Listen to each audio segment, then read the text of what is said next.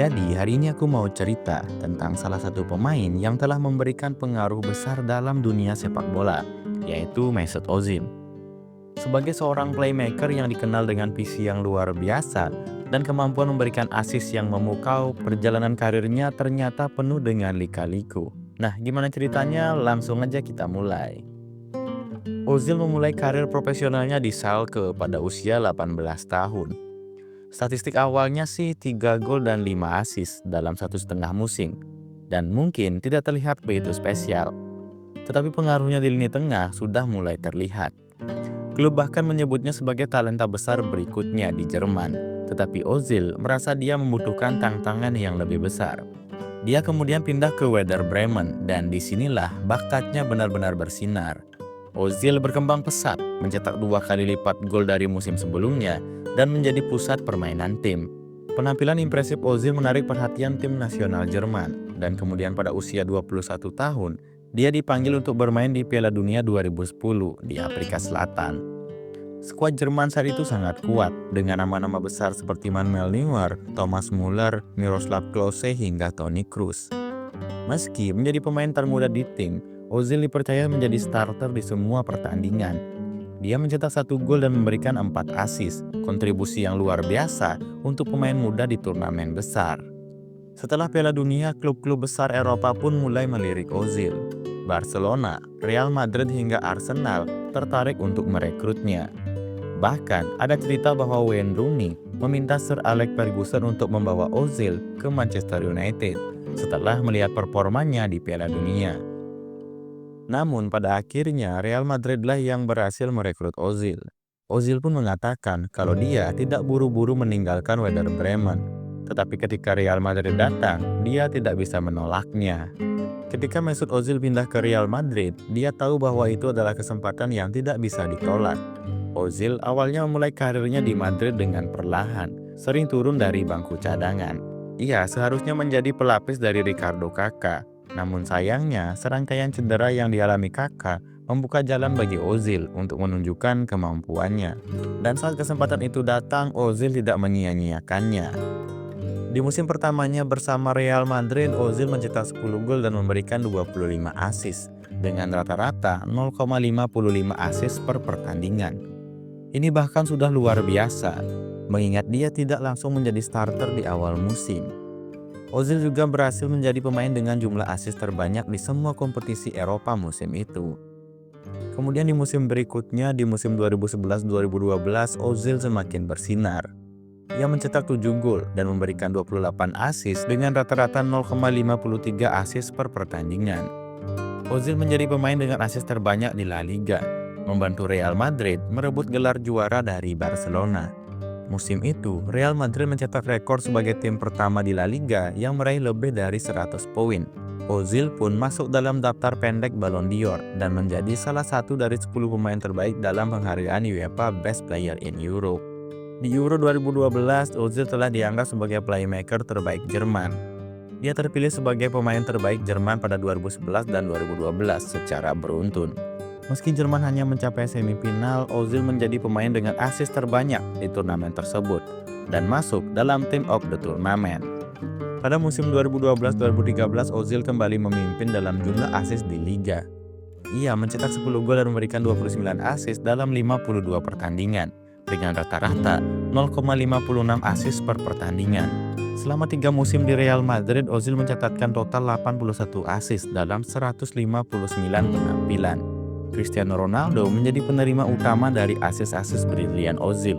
Statistik menunjukkan bahwa Ozil menciptakan rata-rata 2,9 peluang per 90 menit di La Liga musim 2011-2012 dan 3,5 umpan kunci per pertandingan pada musim 2012-2013 yang merupakan angka tertinggi di 5 liga top Eropa saat itu.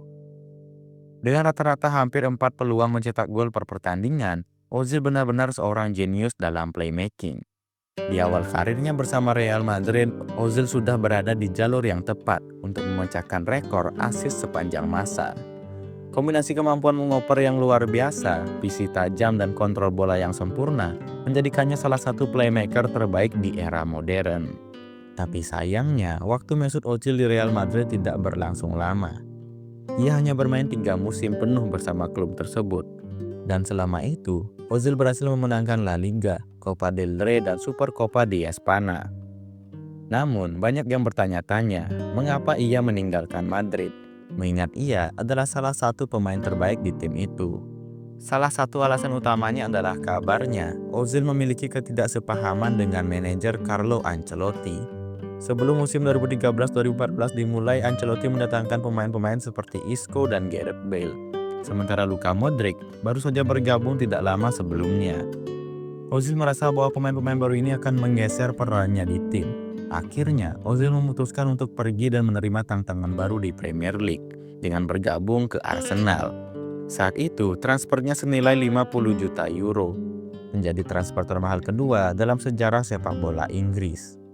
Kemudian di Arsenal, Ozil langsung memberikan dampak yang besar bagi tim itu.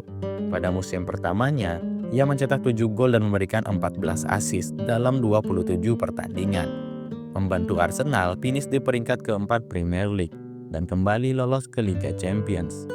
Ozil juga berperan besar dalam kemenangan Arsenal di final FA Cup melawan Hull City dengan memberikan assist untuk gol kemenangan Aaron Ramsey. Kemenangan ini akhirnya mengakhiri pose gelar Arsenal selama hampir 1 dekade. Pada musim panas 2014, Ozil kembali dipanggil memperkuat Jerman di Piala Dunia. Sebagai playmaker utama di tim, ia bermain di semua pertandingan. Meskipun hanya mencetak 1 gol dan memberikan 2 assist saja. Kontribusi Ozil ini sangat penting dalam keberhasilan Jerman menjuarai Piala Dunia 2014. Ozil memimpin dalam jumlah operan sukses, menempati peringkat kedua dalam peluang tercipta, dan juga menjadi yang kedua dalam jumlah perebutan bola yang berhasil. Meskipun hal ini tidak banyak terlihat dalam statistik. Kemudian di musim keduanya bersama Arsenal, Ozil kembali membantu klub memenangkan FA Cup untuk 2 kali berturut-turut. Ia mencetak 1 gol dan memberikan 1 assist dalam kemenangan 4-0 Arsenal atas Aston Villa di final.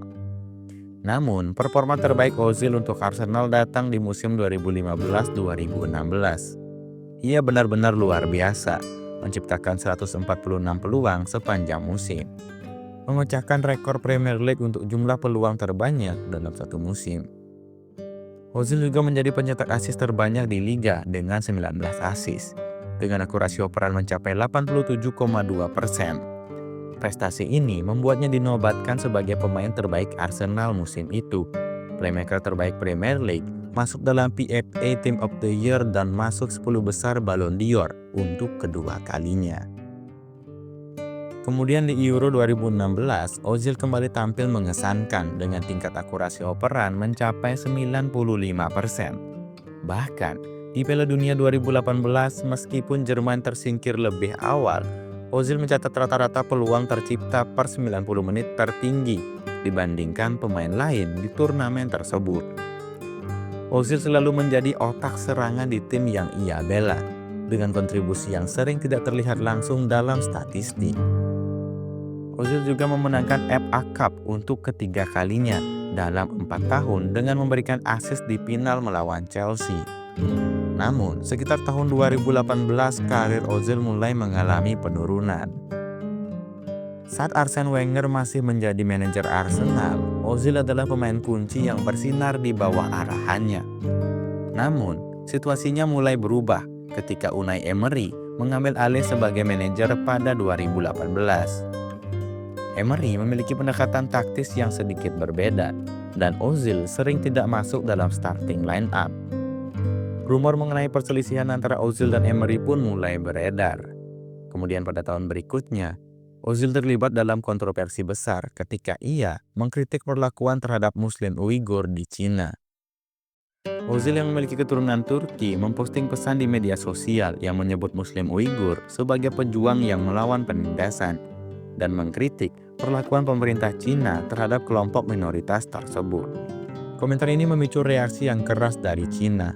Stasiun televisi CCTV menghentikan siaran pertandingan Arsenal berikutnya, dan beberapa penggemar di Cina bahkan menyerukan agar Ozil dilarang masuk ke negara itu. Namun, yang terburuk adalah Arsenal memilih untuk menjauhkan diri dari komentar Ozil dengan menyatakan bahwa klub tidak terlibat dalam isu politik. Banyak yang berspekulasi bahwa manajemen Arsenal marah karena potensi kerugian finansial di pasar Asia. Ozil juga memutuskan kontrak sponsor dengan Nike dengan alasan perlakuan perusahaan tersebut terhadap pekerja. Ketika Ozil merasa tidak didukung oleh Arsenal, baik terkait komentar politik maupun sosialnya, ia mulai menolak bermain sepenuhnya.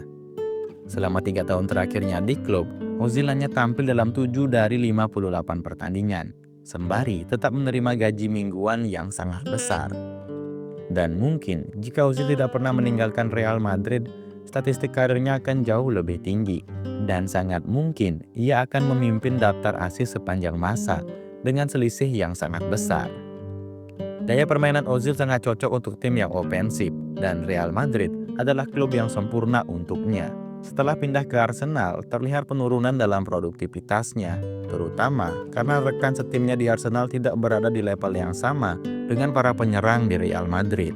Sebagai contoh, Oliver Giroud sering membuang banyak peluang yang diciptakan oleh Ozil. Tapi meskipun begitu, statistiknya tetap luar biasa. Ozil rata-rata menciptakan 3,23 peluang per 90 menit di Premier League selama waktunya di Arsenal, tertinggi di liga selama periode tersebut. Di musim 2015-2016, ia mencatatkan rata-rata 4,2 umpan kunci per pertandingan di Premier League, juga yang tertinggi di 5 liga top Eropa saat itu. Selain itu, meskipun dikenal karena kemampuan passingnya, Ozil juga menyelesaikan 61% dribblenya di Premier League, angka yang sangat tinggi untuk gelandang serang. Kemudian, setelah menyelesaikan tahun-tahun terakhir karirnya di Liga Super Turki, Ozil akhirnya memutuskan untuk pensiun di usia 34 tahun. Meski begitu, ia tetap menjadi salah satu pemain dengan jumlah assist terbanyak dalam sejarah sepak bola. Namun, banyak yang bertanya-tanya seberapa jauh ia bisa melangkah jika karirnya berjalan sedikit berbeda. Mesut Ozil akan selalu dikenang sebagai legenda sepak bola, seseorang yang tidak akan pernah dilupakan oleh para pecinta sepak bola. Selain itu, keberaniannya berbicara tentang isu-isu sosial dan politik juga patut dihormati. Meskipun karirnya tidak berjalan seindah yang diharapkan, terkadang ada hal-hal yang jauh lebih besar daripada sepak bola itu sendiri. Nah, segitu aja cerita tentang Mesut Ozil kali ini. Bagaimana pendapat kalian? Jika ada yang salah, mohon koreksi di kolom komentar. Dan jika kalian suka, jangan lupa like video ini, subscribe channel ini, dan sampai jumpa di video berikutnya.